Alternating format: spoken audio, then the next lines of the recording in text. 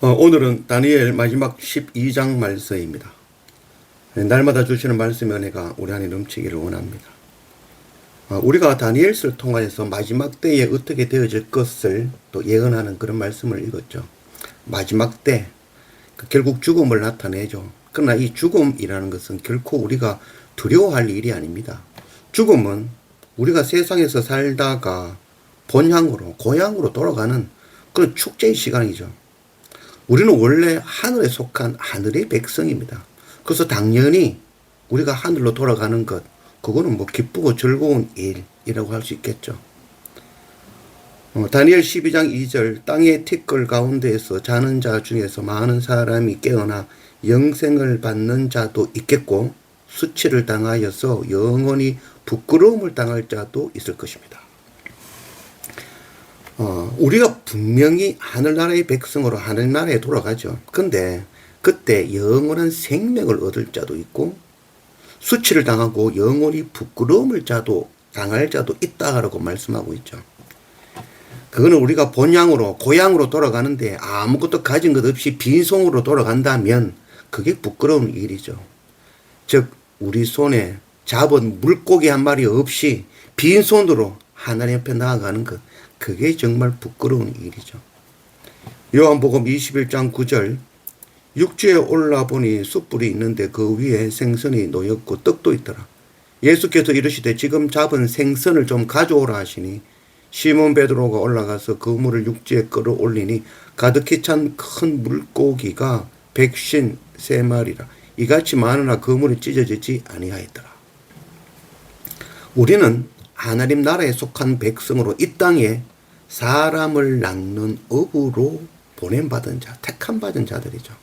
그래서 우리가 이 땅에 살고 난 뒤에 죽어서 주님의 앞에 본향으로 돌아갈 때에는 그때 주님께서 우리에게 물어보시는 그 질문이 지금 잡은 생선 있나? 그거 좀 가져와봐 하실 거라는 거죠.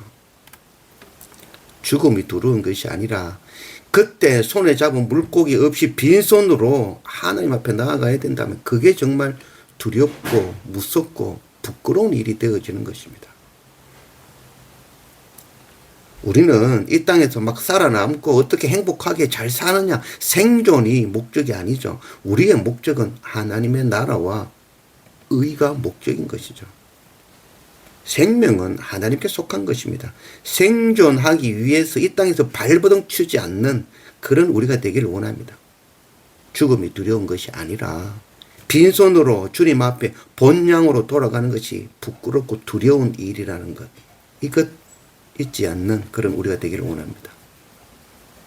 1절, 그때에 네 민족을 호위하는 큰 군주 미가엘이 일어날 것이요 또 환난이 있으리니 이는 개국 이래로 그때까지 없던 환난일 것이며 그때에 네 백성 중 책에 기록된 모든 자가 구원을 받을 것이라. 이 그때라는 것은 바로 다니엘 마지막 11장 40절에 말씀하신 그 마지막 때, 마지막 그 날, 주님 다시 오시는 그 날, 전 세계가 이 종말을 맞이하게 될 것이라는 거죠. 이 다니엘서는 구약의 요한계시록을 할 것입니다. 그래서 오늘 말씀에 보면은 이제 기록된 자, 생명책에 기록된 자는 다 구원을 받을 것이다. 요한계시록 20장 15절, 누구든지 생명책에 기록되지 못한 자는 불못에 던져지더라.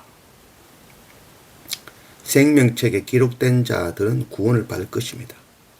그들은 복음과 함께 고난 받으며 끝까지 인내하며 하나님 원망하지 아니하고 형제를 미워하지 아니하고 오히려 그들을 섬기고 사랑하며 나를 핍박하더라도 그들을 위해서 기도할 줄 아는 것, 하나님의 긍휼을 구하며 엎드리는 자들, 그들을 이르는 말씀입니다. 세상의 방법, 세상의 힘으로 싸우는 자들이 아니라 바로 주님과 함께 주님의 말씀에 검들고 십자가 지고 낮아지고 약해지고 주님과 더불어 이 땅에서 죽음으로 승리하는 자들, 그들의 이름이 생명책에 기록되어질 것이고 그들이 하나님 앞에 당당하게 서게 될 것입니다. 2절, 땅의 티끌 가운데에서 자는 자 중에서 많은 사람이 깨어나 영생을 받는 자도 있겠고 수치를 당하여서 영원히 부끄러움을 당할 자도 있을 것이며, 주님의 그 날에는 죽은 자들이 일어날 것입니다. 그 가운데 누구는 영원한 생명을 얻겠지만 누구는 수치와 부끄러움을 당할 자도 있을 것입니다. 앞서 읽었던 말씀인데 한 번 더 읽어보겠습니다. 요한복음 21장 9절 말씀. 육지에 올라보니 숯불이 있는데 그 위에 생선이 놓여있고 떡도 있더라. 예수께서 이르시되 지금 잡은 생선을 좀 가져오라 하시니 시몬 베드로가 올라가서 그 물을 육지에 끌어올리니 가득히 찬 물고기가 153마리라. 이같이 많으나 그 물이 찢어지지 아니하였더라. 아무리 많은 물고기를 잡아도 그 물은 찢어지지 않을 것입니다. 많으면 많을수록 좋은 것이죠. 그래서 우리가 마지막 그 날에 부끄러움을 당하지 않는 그들이 우리를 되기를 원합니다. 주님께서 부르시는 그 본향으로 나아갈 때 빈손 들고 나아가지 아니하고 주님께서 잡은 생선 좀 보자 할 때 그때 가득히 잡은 그 생선 들고 주님 앞에 당당하게 설 줄 아는 그런 우리가 되기를 원합니다. 3절 지혜 있는 자는 궁창의 빛과 같이 빛날 것이요 많은 사람을 옳은 대로 돌아오게 한 자는 별과 같이 영원토록 빛나리라. 지혜 있는 자 그들은 빛과 같이 빛날 것인데 그들은 어떤 사람이냐면은 많은 사람들을 옳은 대로 주께로 복음 들고 열방에 나가서 그 물로 그들을 잡아 물고기 가득 잡아 주님 앞에 나온 자 그들은 별과 같이 영원토록 빛나리라. 우리가 정말 이 땅에서 고난과 함께 복음 들고 열방에 나아가 그물 쳐서 수많은 물고기 잡았어. 정말 마지막 그날 별과 같이 영원토록 빛날 줄 아는 그런 우리가 되기를 원합니다. 4절 다니엘아 마지막 때까지 이 말을 간수하고 이 글을 봉함하라. 많은 사람이 빨리 왕래하며 지식이 더하리라. 다니엘에게 이 말씀을 전하고는 이 말씀을 잘 간수하고 봉함하라 라고 말씀하고 있죠. 이 봉함하라 간수하라 이 말은 다니엘도 지금 이 말씀을 환상을 듣고 기록하지만 무슨 말인지 모르는 거죠. 왜 모르냐면 역사적으로 이것을 비추어 봤을 때 되어질 일들이니까 미래의 일이니까 너무나도 황당하고 모르는 거죠. 그러나 때가 되어지면 빨리 사람들이 왕래하여 지식이 더하리라. 마지막 그때가 되면 이 봉함한 말씀들이 전부 열리게 되어지는 것이죠. 이 예레미야에게 주셨던 말씀이 있죠. 70년이 지나면 바빌론에서 포로에서 해방되어서 다시 예루살렘으로 돌아올 것이다 라는 그 예언을 주셨지만 그 당시에 예레미야도 그게 무슨 말씀인지 몰랐던 것이죠. 그러나 90년이 지나서 그 말씀을 읽는 다니엘이 그 말씀을 깨달아 하는 거죠. 이야 70년 지나면 우리가 돌아가는구나. 그때 예레미야 주신 말씀이 이 말씀이구나 라고 깨닫게 되어지는 것이죠. 동일하게 그 당시 다니엘은 이 말씀이 무슨 말씀인지 몰랐지만 지금 우리는 이 말씀을 한 절 한 절 전부 다를 해석하고 무슨 말씀인지 깨달아 알게 되어지는 것이죠.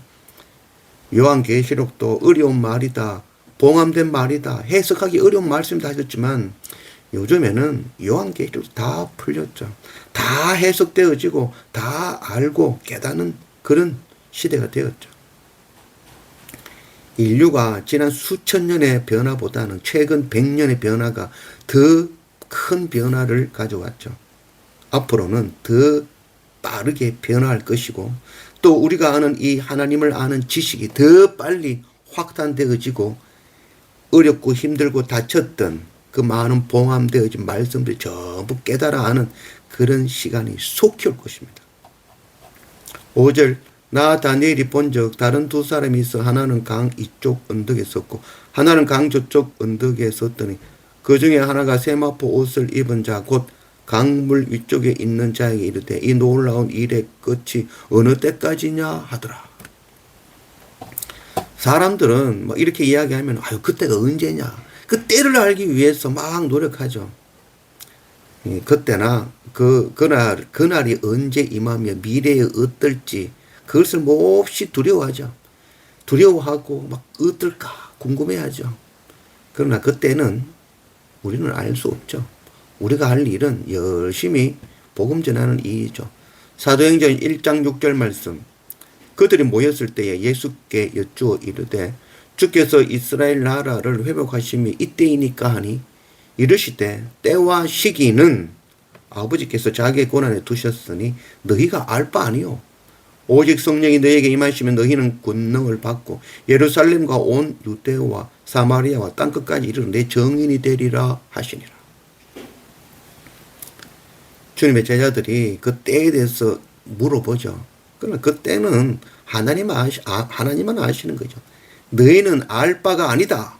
너희가 해야 될 것은 성령이 임하시게 될 텐데 그 성령의 임하심을 통하여 능력을 얻어서 온 땅에 복음 전하는 일, 정인되는 일, 그거 감당하라는 거죠. 이것이 바로 우리의 사명인 것입니다. 8절 내가 듣고도 깨닫지 못한지라 내가 이르되 내 주여 이 모든 일의 결국이 어떠하겠나이까 하니 그가 이르되 다니엘아 갈지어다. 이 말은 마지막 때까지 간수하고 봉함할 것입니다. 많은 사람이 연단을 받아 스스로 정결하게 하며 희게 할 것이나 악한 사람은 악을 행하리니 악한 자는 아무것도 깨닫지 못하되 오직 지혜 있는 자는 깨달으리라. 다니엘도 깨닫지 못했다라고 이야기하죠. 되어질 일이니까. 그래서 이걸 깨닫지 못했지만 잘 간수하고 봉함해라. 언젠가는 이걸 다 깨닫는 때가 있을 것이다 라고 말씀해주고 있는 것이죠. 요한복음 21장 21절 이에 베드로가 그를 보고 예수께 여짜오되 주님 이 사람은 어떻게 되겠사옵나이까. 예수께서 이르시되 내가 올 때까지 그를 머무게 하고자 할지라도 네게 무슨 상관이냐. 너는 나를 따르라 하시더라. 베드로의 질문이죠. 베드로도 정말 궁금했죠. 아이고 그 왜 되겠습니까? 마지막 때는. 그리고 이 사도 요한은 왜 되겠습니까? 라고 이야기하죠. 우리는 그 시간을 알 게 아니라 무슨 상관이냐라고 이야기하죠. 우리는 주님을 따라 십자가 지고 나아가는 것, 그게 우리의 사명인 것입니다. 그게 목적인 것이죠. 세상의 마지막이 어떻게 될 것인가 그거 궁금한 게 아니라 우리는 주님을 따르는 것이 목적인 것입니다. 13절 너는 가서 마지막을 기다리라. 이는 네가 편안히 쉬다가 끝날에는 네 몫을 누릴 것임이라. 이 마지막 때를 기다리라. 기다리라 그러니까 가만히 있으라 이런 의미가 아니죠. 끝까지 신실하여라는 것이죠. 끝까지 달려가라는 것이죠. 자기 십자가 지고 끝까지 마지막 그날까지 달려가는 것이죠. 사람들은 세상이 악하다 하지만 하나님께서는 세상을 선하게 창조하셨죠. 악한 것은 우리의 마음이죠. 예수님께서 오셔서 세상을 바꾸신 것이 아니라 우리의 마음을 바꾸셨죠. 미워하고 높아지고 교만하고 음흉한 그 욕심 가득한 우리의 마음을 바꾸어 주신 것이죠. 세상 왕들은 계속해서 일어나 하나님의 나라를 대적하고 무너뜨리며 하나님의 백성들을 멸시하고 그 속에 세속화시키며 세상 것을 더 사랑하게 만들고 더 악하게 만들고 예배를 허물고 예배자들을 박해하고 돈을 섬기게 하고 음녀의 잔으로 미혹하고 하나님 나라를 대적하는 그런 일들이 끊임없이 일어날 것입니다. 그러나 마지막 그날에 그 모든 세상 왕들은 죽고 무너지고 모두 불타고 사라질 것입니다. 영원히 남는 것은 하나님의 말씀이며 하나님을 섬기는 마음이며 사랑하는 마음, 그 마음만 남을 것입니다. 하나님의 백성을 대표하는 이스라엘 백성들을 그렇게 박해하던 그 모든 나라들은 다 무너졌죠. 다니엘을 통해서 우리는 명확하게 깨달아 알게 되어진 것이죠. 하나님의 성전을 허물며 하나님의 백성을 핍박하고 죽였지만 지금도 열방 가운데 남은 자들이 하나님의 말씀, 주님의 십자가 그 복음의 말씀을 전하고 있는 것입니다. 세상을 움직이는 힘은 하나님이시며 하나님의 말씀입니다. 우리는 복음과 함께 고난을 당하며 원망하지 않고 감사하고 인내하며 주님 말씀 전하고 마지막 그날까지 정말 우리가 나아가는 이 복음과 함께 고난으로 나아가는 이 길, 복음 전하는 일, 선교 사명 감당하는 이 일 끝까지 감당하는 그런 우리 모두가 되어지기를 원합니다.